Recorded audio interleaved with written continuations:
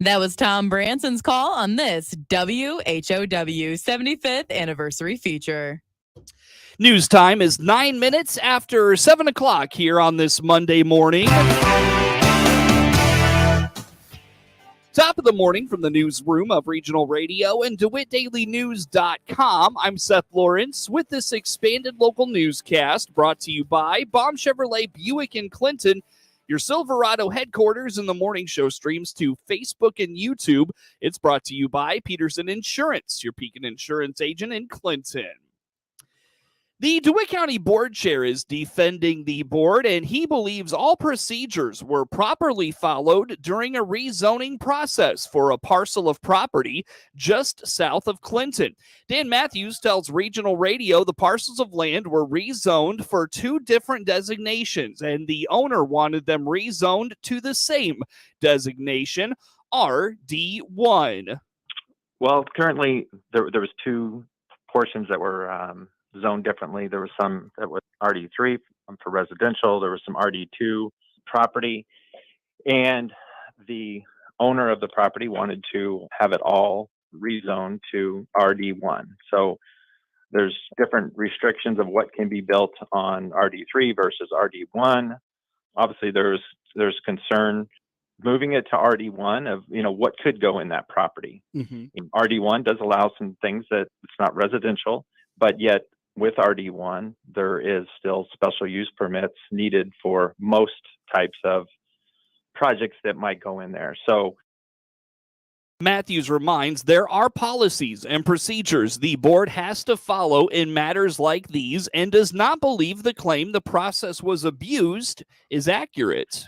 As a board, there's policies and procedures put forth that we have to follow, and doesn't mean we have to vote in favor of something that the ZBA or RPC brings to us. But, those people work hard. They've been appointed by 3 boards now, people on those, over the course of the last few years. 3 different boards have appointed people to both of those committees. They do a great job. They do their homework.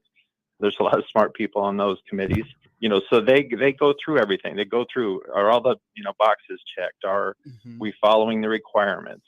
Is it meeting, the rules? Is it meeting ordinances? Or is it violating any of those things? And I felt, and most of the board felt, that process had been done correctly. Everything was met. And when it comes to us then in this case, I felt we needed to follow their recommendations. According to Matthews, the rezoning process does not necessarily mean something is going to be developed on that property. And he points out if the owner of the land wants to develop, he has to go through the same exact process for applying for that development. I guess our promise to those people as well would be that when it comes time to, if a project is even presented to us, that the current owner is wanting to sell it, a project, it has to go through processes again. If it's something that requires a special use permit, we'll make sure we dig into that, in every aspect of that. But I myself had a similar situation where a property next to my personal residence was up for sale. And it was something that I didn't felt, was the right fit for the neighborhood.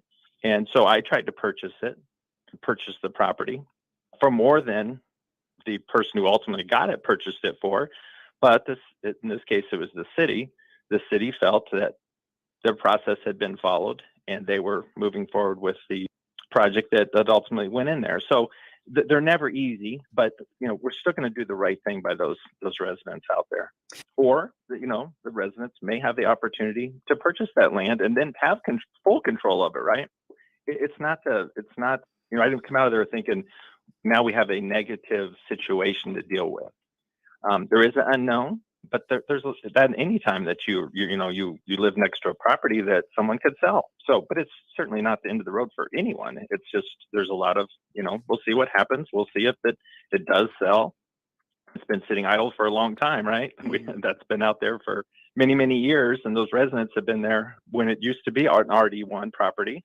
as well. So, there's a lot yet to come if even a project is brought forward. One of the issues brought up up to the county board last week was the fact the owner of the property did not show up to the rezoning hearing, nor that they were able to answer questions to the nearby residents about their intentions for the rezoning. Matthews believes the owner did not need to be in attendance, pointing out once again to the fact no plans were applied for, therefore they did not have anything to present.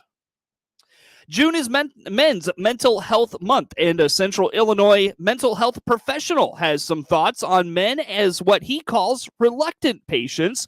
Tony Kirkman, executive director of the Piatt County Mental Health Center, believes there is good reason to believe men are stubborn when it comes to addressing their mental health. I pulled a few numbers from a journal that I get. It's called the Managed Healthcare Executive. And they just recently came out with an article talking about men are reluctant patients. And there's just a couple things in there that I thought was kind of interesting.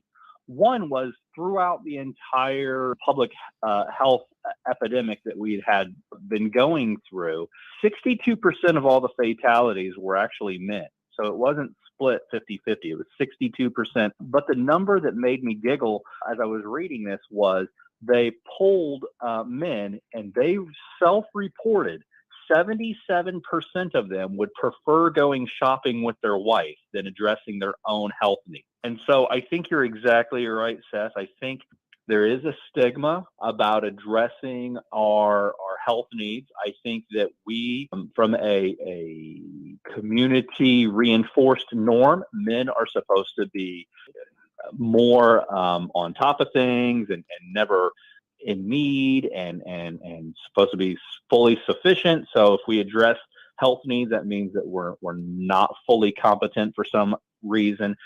So there's a stigma there. We're bigger risk takers, so we neglect our own health care.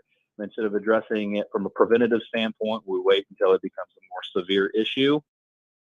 One of the stigmas of men and their mental health is the fact men have been taught addressing their mental health isn't an appropriate thing to do. Kirkman believes this plays out not only in men addressing mental health issues, but primary care issues, and that is the minimizing of anything going on. The article goes on to say that maybe men just haven't been taught that addressing their health is an appropriate thing, because unlike our female colleagues, where they are encouraged to address their health through annual evaluations, there's not really anything from men beyond puberty that re-encourages them to have regular health screenings until really you get into your late 40s or early 50s.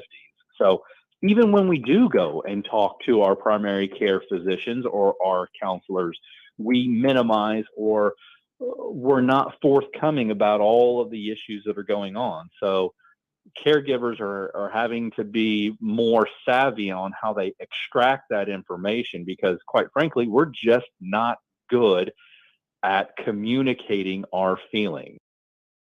For Men's Mental Health Month, Kirkman would like to see more conversation and advocacy for men to find resources for care. What would be interesting is that, as part of Men's Mental Health Month, it would be nice to have some trades come along and or even departments to encourage and to figure out ways to put together a communication campaign or educational activities to really encourage men. One, yes, a sign of doing reoccurring preventative medication trips, one, will benefit them in the long run so that they don't have more severe reactions. But two, when you go into a doctor's office or when you go into a counselor's office, like, here is some more verbiage or emotional literacy. Instead of just staying with the happy, sad, scared, angry, jealous, mad, like, here are some other words to maybe describe what's going on. So I think it's a plethora of issues of why men aren't doing a good job of addressing both their physical or their behavioral health. Like women and children, Kirkman believes men can fall into the trap of the comparison mindset. And while their comparisons may not stem from the things they see on social media, they take notice of the family down the street with the latest trendy vehicle or the new things at their home, or they took an elaborate vacation. He believes this has its impact on men, given their desire to provide for their family. He encourages any men in need of resources to find the Piatt County Mental Health Center at PiattMHC.org or reach out to your local mental health center in your community. News time is 18 minutes after 7 o'clock here on this Monday morning. We've got plenty more to get to coming your way on the WHOW Morning Show. Looking for a new Silverado? This is Scott Baum from Baum Chevrolet Buick here in Clinton. Yes, we finally have new Silverado inventory. We have Silverados in 1500s, 2500s, and 3500s with several trim levels. Custom, LT, RST, LTZ, and yes, high countries. This month, get an extra down payment assistance on all Silverados. Baum Chevrolet Buick. We have inventory. BaumChevyBuick.com. Right from the start. 19 minutes after 7 o'clock is news time on this Monday. Again, I'm Seth Lawrence with you folks today for this expanded local newscast. Farm Rescue is now offering services in Illinois. The nonprofit provides free planting, haying, harvesting, commodity hauling, and livestock feeding assistance to farm families who have experienced a major illness, injury, or natural disaster. The effort was started in 2006 and is available in 7 other states. They just provided their 1,000th assistance case, the Brad Pfeiffer Farm in Crawford County, impacted by an early spring EF3 tornado. We brought in volunteers a week after that event came through there. We started in, southeastern Iowa, and we thought that damage was really bad. And then we moved over into Brad's area of Crawford County, and it was twice as bad. So they had major devastation with equipment, buildings, even some deaths in that area. And so they desperately needed help. We brought in volunteers, did cleanup work initially in the fields, and then helped with some tillage for Brad, but some of his neighbors also were damaged. And so we came in and did planting efforts for them. But we're there to serve his family by bringing in the harvest for his winter wheat. And so we've done some of it already this week and last. Information on Farm Rescue is available at farmrescue.org. Millions of Illinoisans could see higher energy bills next year, but the size of those increases will be determined by a state agency that has recently had its oversight powers expanded. 4 gas utilities and the state's 2 largest electric utilities are currently requesting authority from the Illinois Commerce Commission to increase rates. Together, these companies serve 4.1 million gas customers and 5.3 million electric customers in Illinois. All told, electric utilities have asked to raise rates by a combined $2.8 billion over 4 years, while gas utilities have requested $890 million in increases next year. It's an unprecedented number of proposed rate increases for 1 year, according to David Collada, the former longtime head of the Citizens Utility Board, or CUB, a nonprofit organization created by the General Assembly in 1983 to represent customers in cases like these. The number of cases in front of the ICC is due in part to a pair of majority policy changes affecting the way utilities request rate increases and the Commission's authority to amend those requests.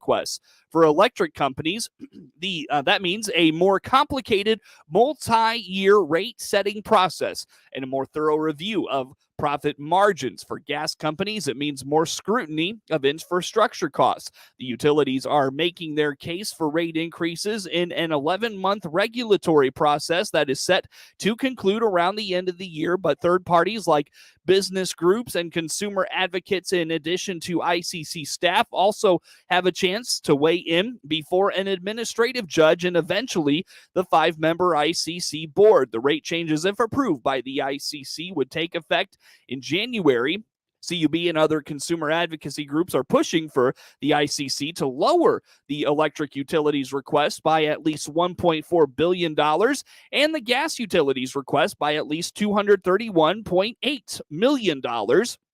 Customers of the four gas utilities with pending rate cases, Ameren, Illinois, Nicor Gas, Peoples Gas, and North Shore Gas could pay between $60 and $140 more for gas per year on average if the ICC approves their requested rates.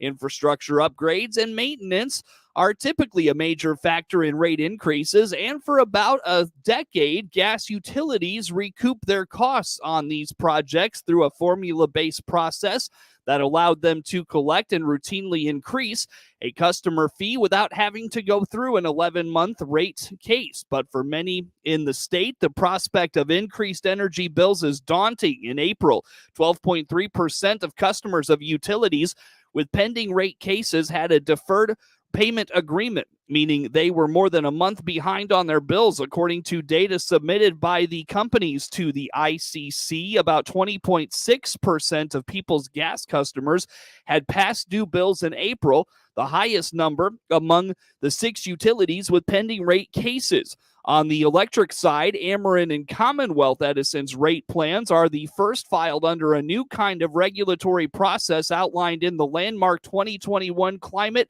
and Equitable Jobs Act, or CEJA.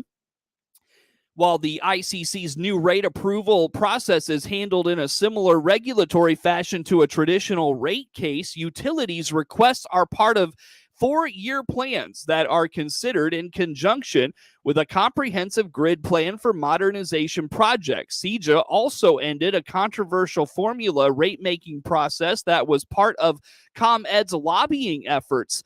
A decade earlier, the formula-based rates were a major focus of the recent federal criminal corruption trial that ended with the conviction of ComEd's former CEO and 3 ex-lobbyists. In December, fulfilling another requirement for CEJA, the ICC announced it would require large electric and gas utilities to put forward plans to offer discounted rates to low-income customers and encourage smaller utilities to do the same. The ICC says these utilities should offer tiered discounts for different income levels, meaning the amount a consumer pays for utilities would be proportional to income. While gas utilities have included rate design proposals in their current rate cases, ComEd and Ameren will file electric rate design cases separately over the coming years, according to Karen Lusson, a senior attorney at the National Consumer Law Center. A number of agencies are coming together to solve a nearly 7-year food desert problem in southern Illinois. The success story, Cairo, says USDA Rural Development State Director Betsy Dirksen Londrigan.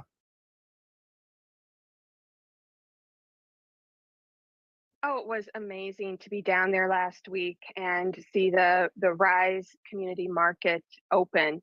It's been a long effort, and there's a lot of people involved. And the way it's structured, the community owns a grocery store. And for the last 22 months, there's been a group made up of course, community members, led by community members, supported by groups like the USDA Rural Development, University of Illinois Extension Office, Western Illinois University, and Lieutenant Governor Juliana Stratton. And to see it come to fruition, and the grocery store is beautiful. It's a game changer for the area. They've been in a food desert for over 7 years.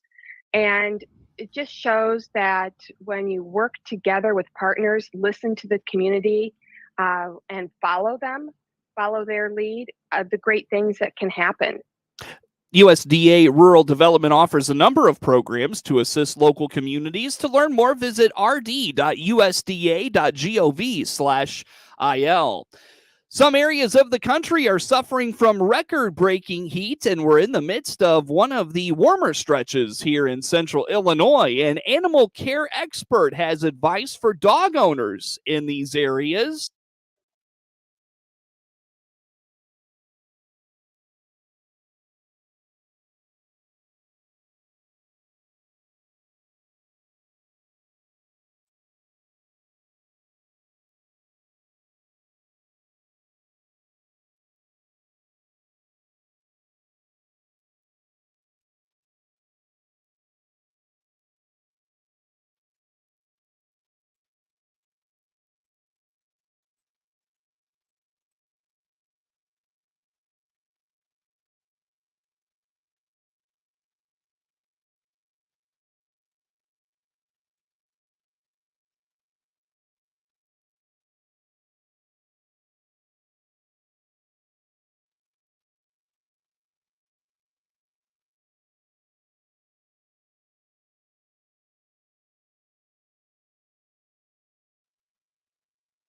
Time now for a look at today's obituaries. 69-year-old John Warner IV of Melvin Village, New Hampshire, also of Clinton, passed away June 12th at Huggins Hospital in Northborough, New Hampshire, from injuries sustained in an automobile accident. The visitation for 69-year-old John Warner IV will be from 4 to 8 p.m. this Thursday at Calvert Funeral Home in Clinton. Funeral services will be at Hallsville Christian Church at 11 a.m. Friday, with Pastor Samuel Green officiating. The burial will follow at Memorial Park Cemetery. A celebration of life was held in New Hampshire last week. Memorials can be directed to the Vault Community Center in Clinton.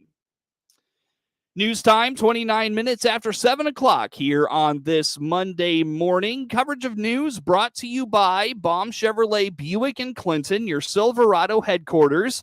And the morning show streams to Facebook and YouTube, brought to you by Peterson Insurance. Shoigu has shown his face in public for the first time since a mercenary revolt demanding his firing.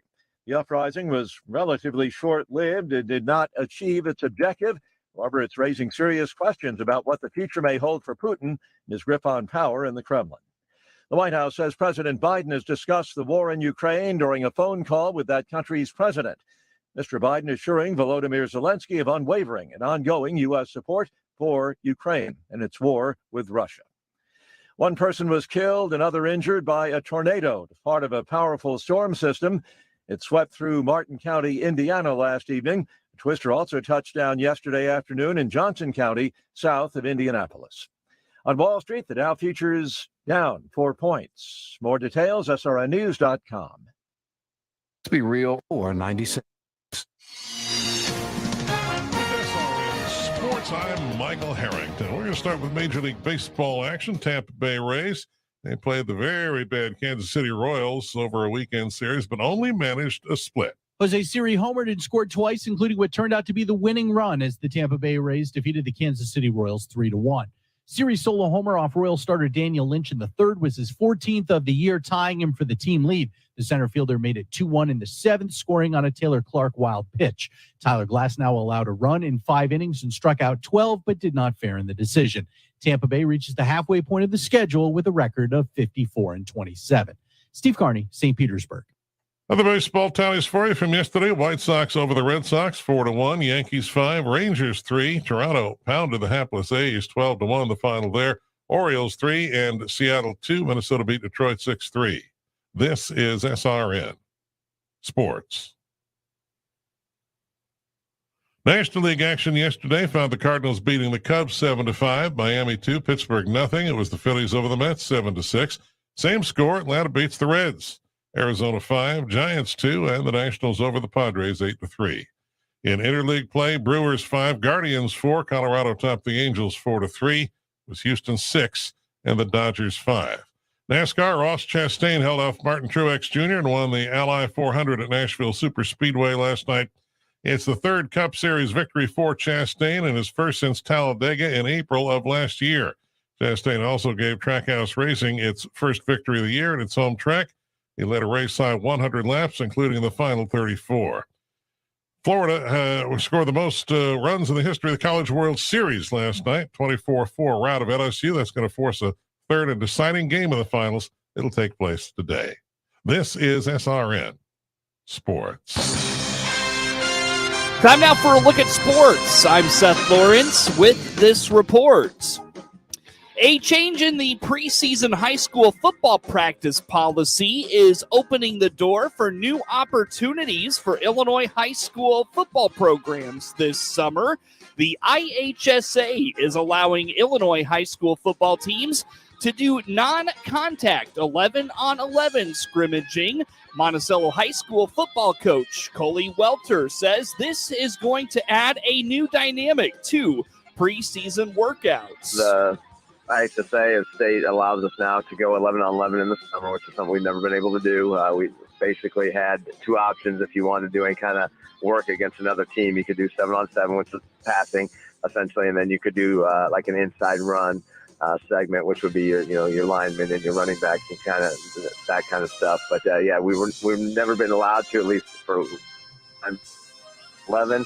And that's an option that we can do this year. So I know a lot of teams are taking advantage of that, meeting up on a Friday, working against each other. We'll be doing that a little bit in our camp against a couple of the other teams that are going to be there at the same time. According to Coach Welter, change can sometimes lead to asking too much of student athletes, but he feels this is a change that fits right in with what teams are already doing.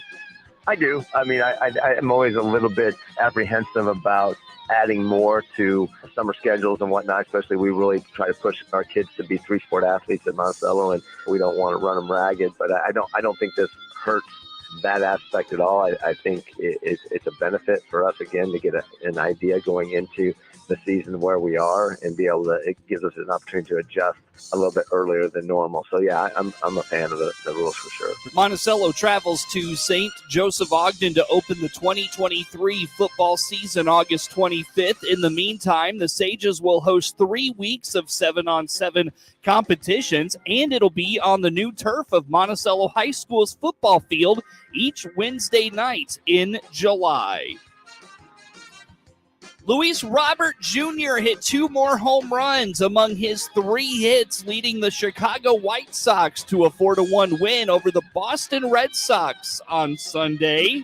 White Sox beat the Red Sox Sunday afternoon, 4-1 the final. 2 home runs by Luis Robert Jr., and this one was worth 2 points. Robert swings, hits a towering fly out into right center. Duvall back at the fence. It's gone! It's a 2-run homer. It's the first home series win against the non-AL Central team for the White Sox. They're now 34-45. Something to watch. Yasmani Grandal was removed from the game with a jaw contusion. He was hit by a foul ball in the mask. Going through precautionary evaluations and is day-to-day. White Sox head out west to face the Angels for 4 games. Dylan Cease and Reed Detmer's the starters. First pitch, 8:38 with our pregame show at 8 o'clock Monday night on the Hard Rock Casino White Sox Network. And that includes the action to be heard right here on WHOW.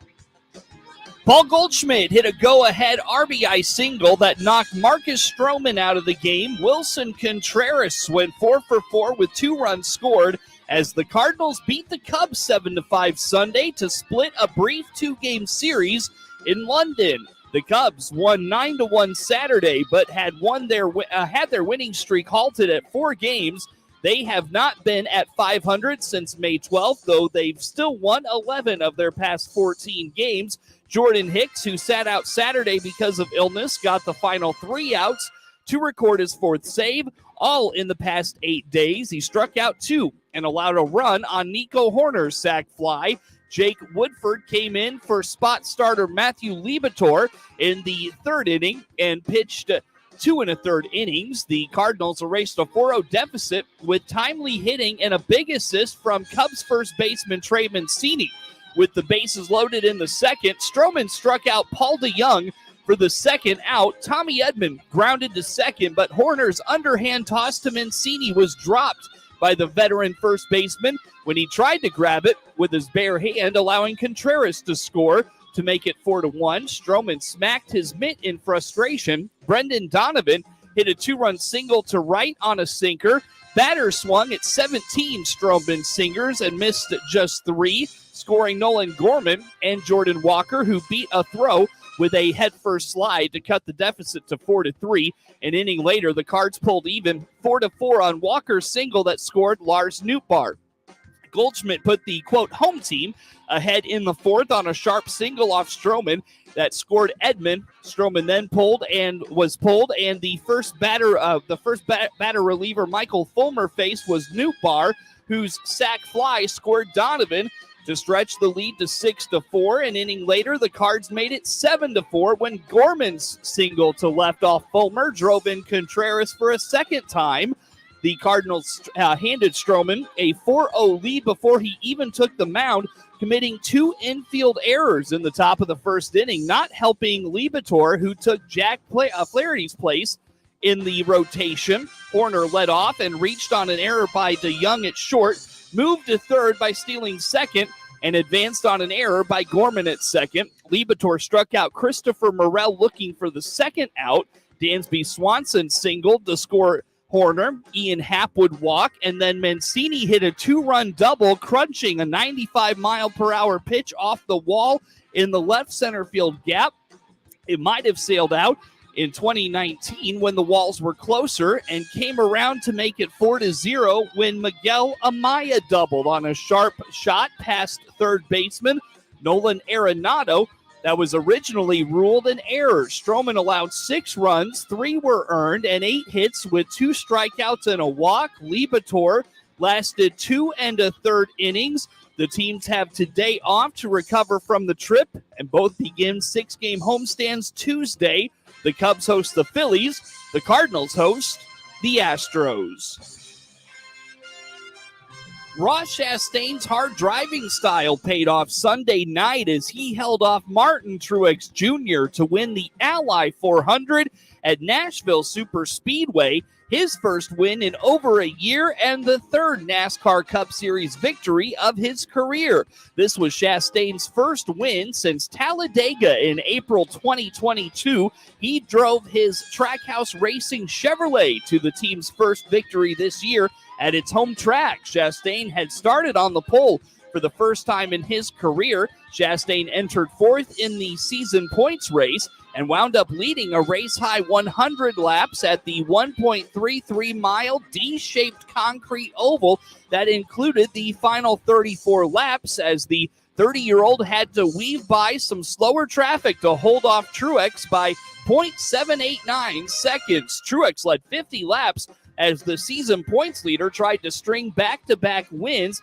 He won at Sonoma, going into NASCAR's lone break in the 38-race season. Truex finished ahead of Joe Gibbs Racing teammate Denny Hamlin, both in Toyotas. Chase Elliott was 4th, and Hendrick Motorsports teammate Kyle Larson was 5th. Hamlin led 81 laps and said he thought he had a third-place car, with Truex a little better. Tyler Reddick started beside Chastain on the front row and won the first stage. As they began the second stage, Truex went 3 wide at the front with Chastain and William Byron for some thrilling racing on a track known for having boring competition for years after opening in 2001. The third caution of 4 in the race came on lap 146 on the restart on the front stretch as Ryan Blaney crashed head-on into an interior wall after being tapped from behind by Kyle Busch, with Alex Bowman also involved. Blaney walked out of the infield care center after what he called the hardest hit of his life. Bubba Wallace made his 200th Cup Series start, looking to add to his 2 career wins and 15 top 5s. He started 9th in the 23 Toyota for 2311 Racing, finishing 15th. NASCAR runs a street course race on July 2nd in downtown Chicago. Get sports anytime from your computer or mobile device at DeWittDailyNews.com.